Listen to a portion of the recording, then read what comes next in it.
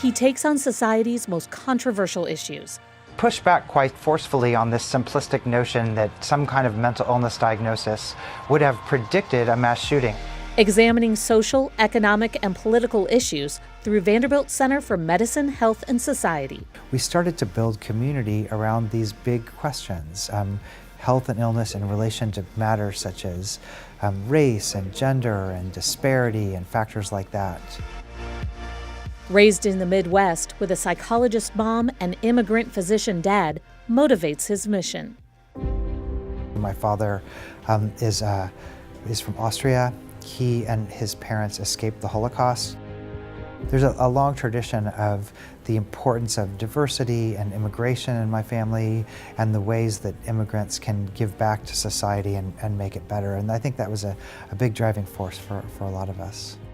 In his latest research, Metzl goes back to the Midwest, studying how a person's political choices could impact their health.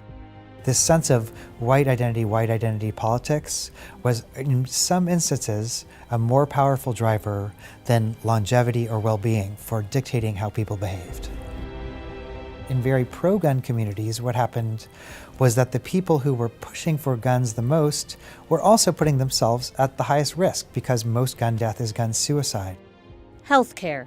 Certain people who we spoke to who had tremendous medical need, but at the same time, they were going to reject the possibility of getting this health insurance, not because they didn't need it medically or financially, they definitely did, but because of this bigger ideology about politics And race.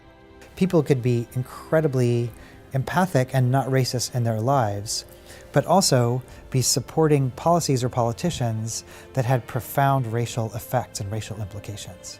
Metzl believes research, teaching, and talking about these hot-button issues will ultimately lead to progress. I feel like there's so much power in the American ability to find solutions to complex problems.